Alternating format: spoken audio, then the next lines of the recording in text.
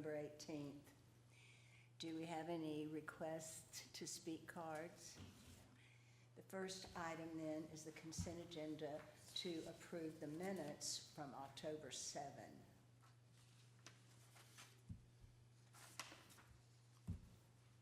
Madam Chair, I move that we approve the minutes as submitted.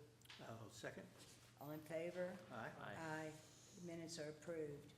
Items for individual consideration. 101 East Main Street, number 100, case number 2025-65H. Thank you. You're welcome. Good afternoon.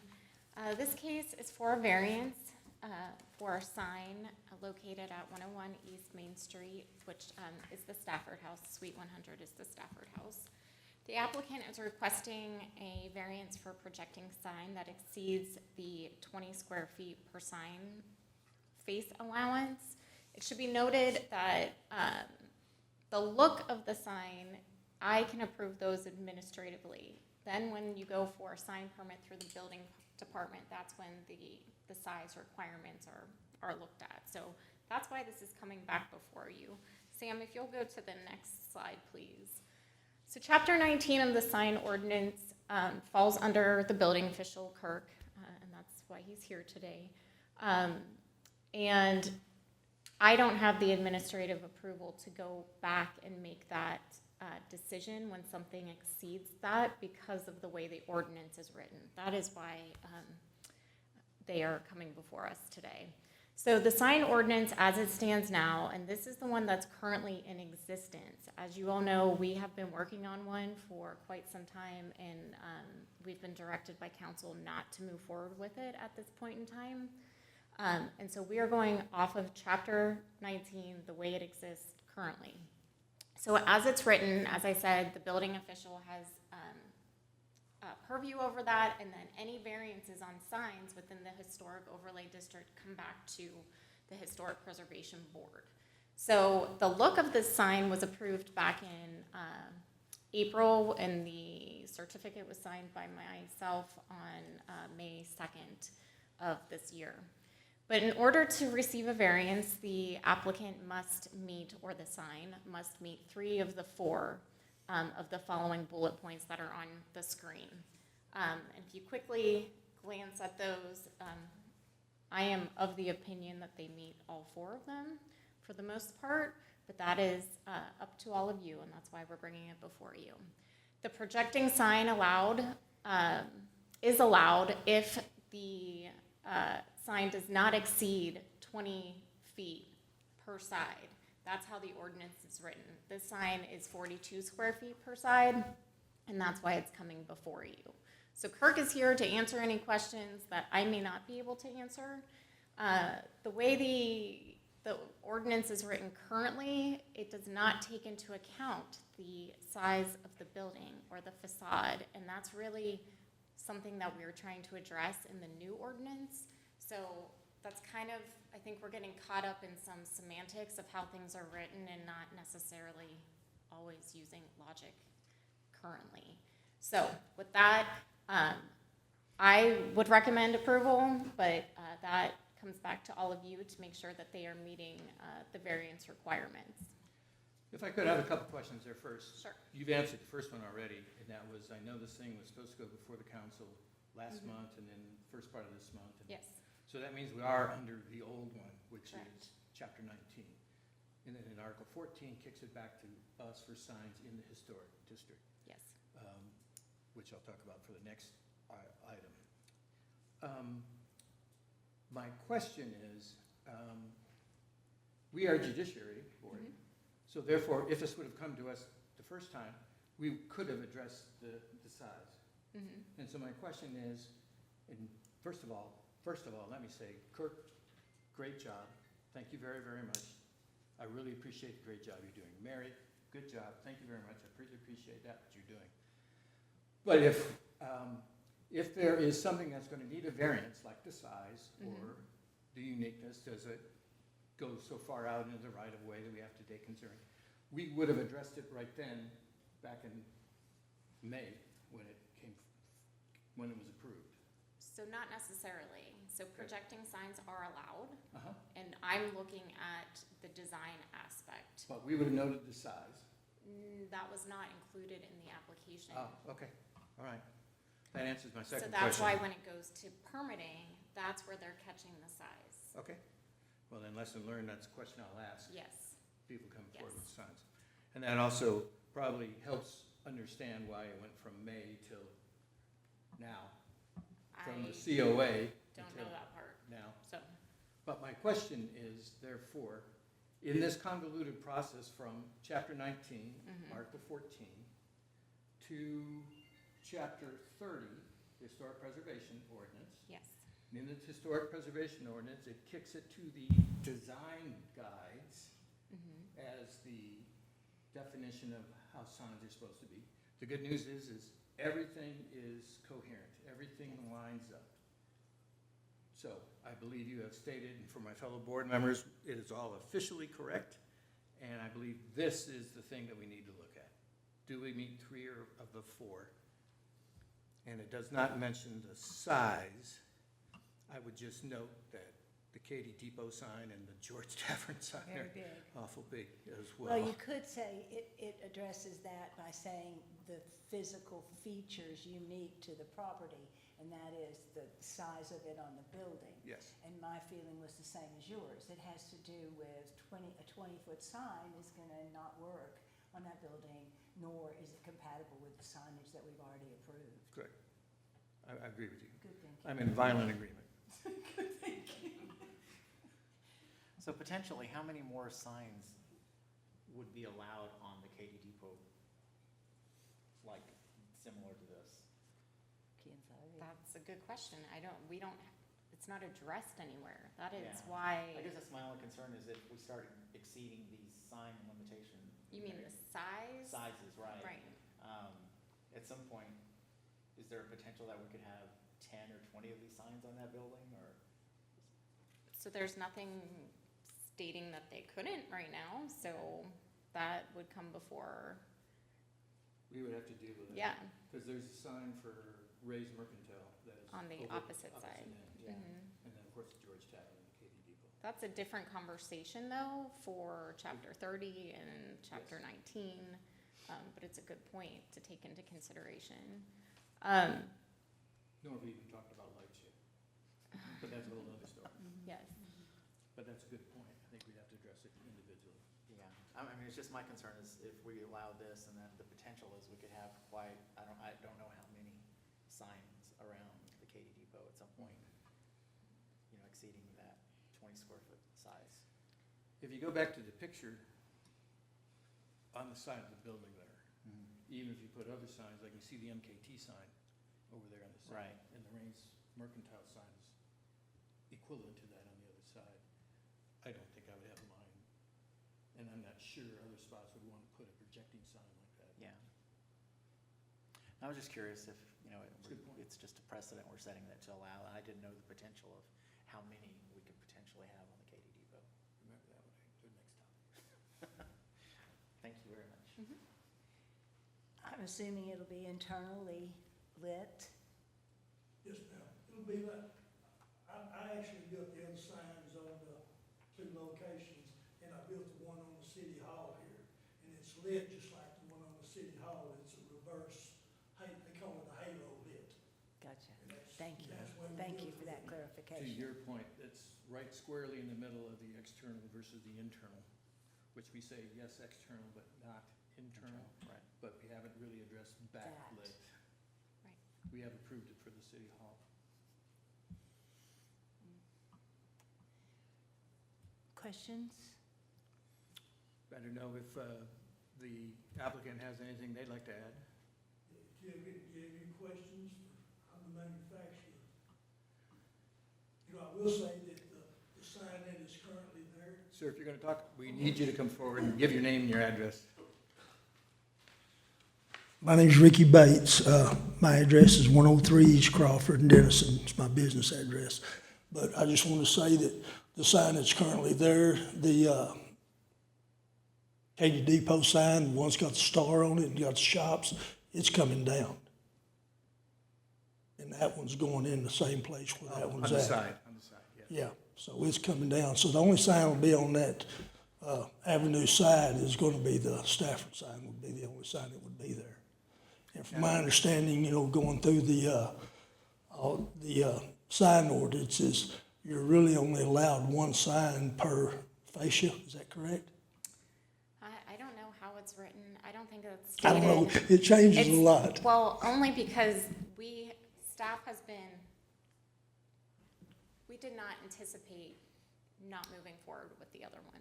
And so we've tried to address all of those questions moving forward. So, the way it's written right now, it doesn't express that, doesn't explicitly The state good it news is anywhere. we got the best compliance person in Texas working for our city. And I'm sure that we can have a big picture here. I think, I've got some pictures of this if y'all wanna see the big one and the little one, just to kinda see the difference, if you need them. I'm good.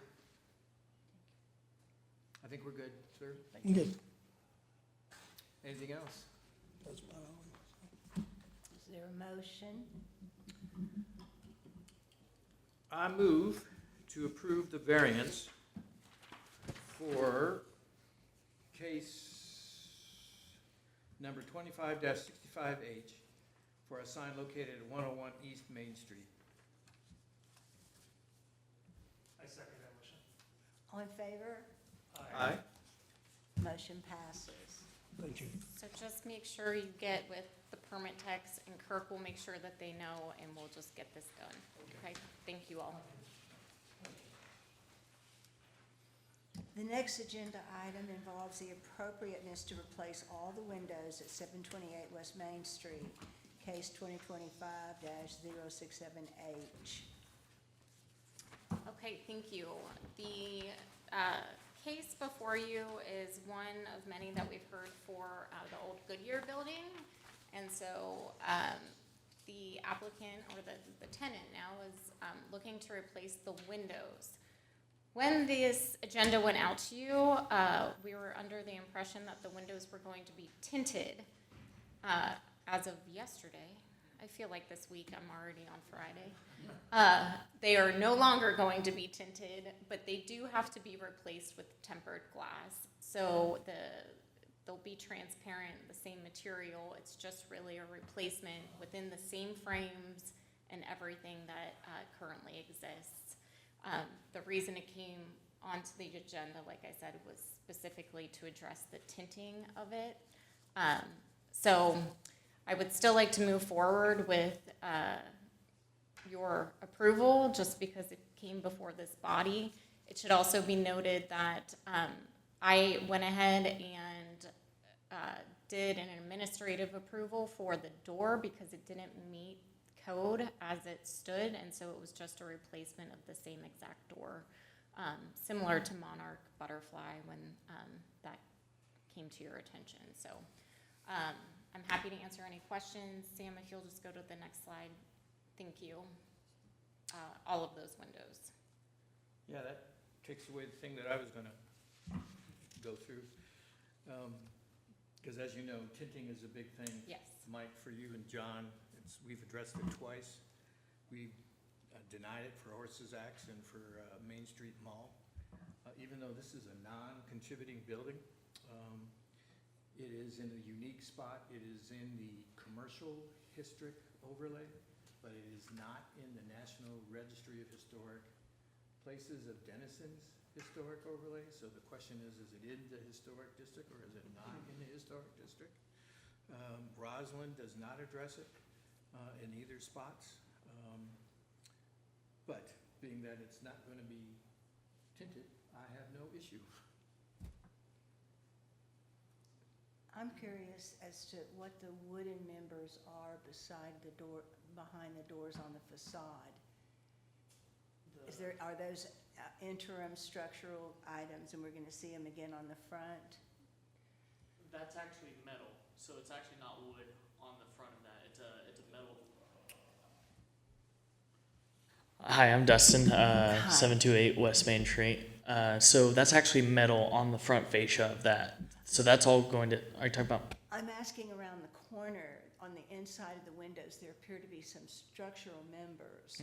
And I'm wondering if those are temporary, if there's another case that's gonna come forward that relates to the windows on the side. No, that's all temporary stuff right now.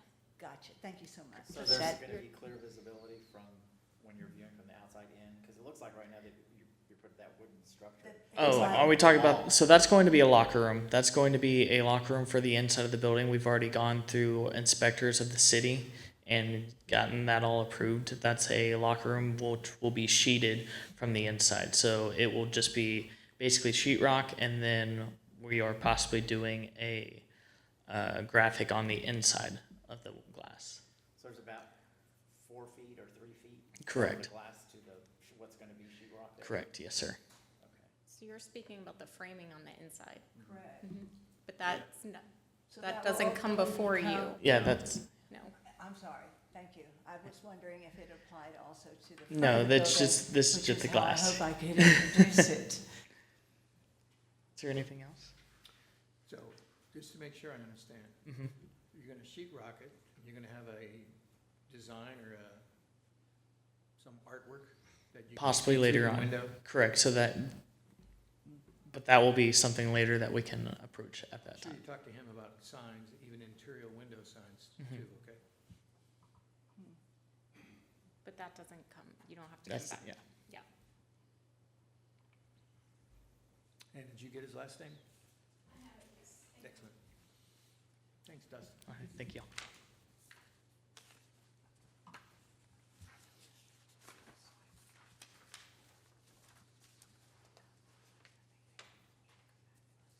No, I don't either. I don't think they need to come back.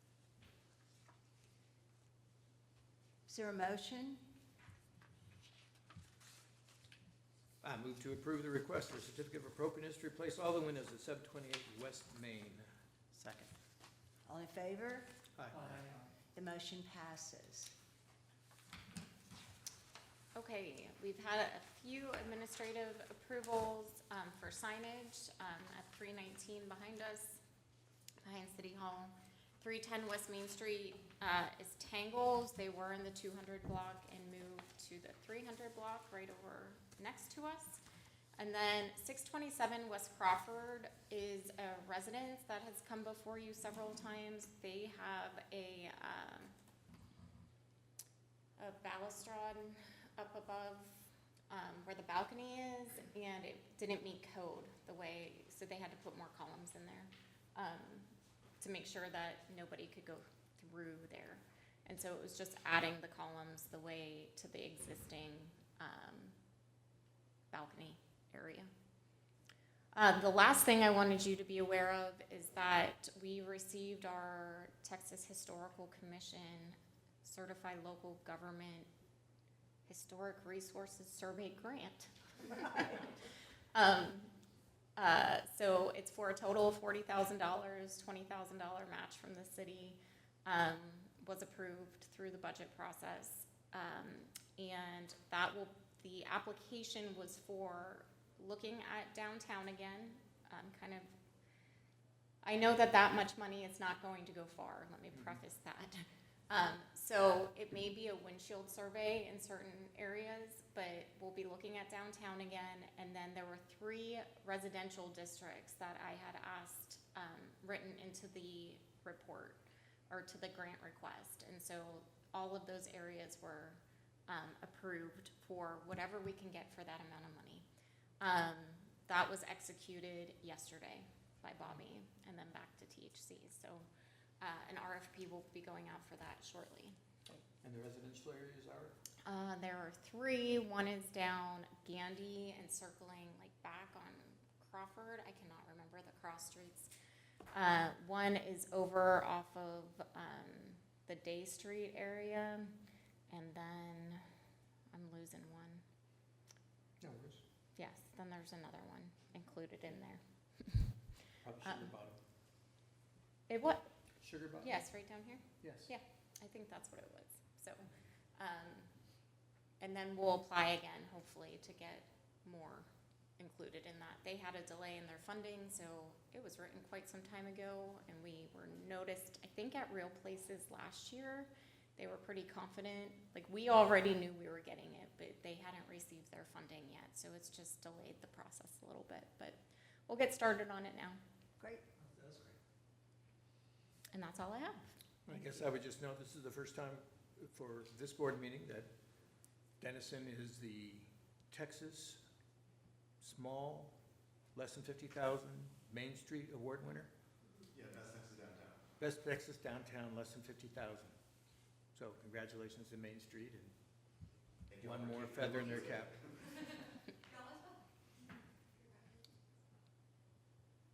Meeting is adjourned at 12:20.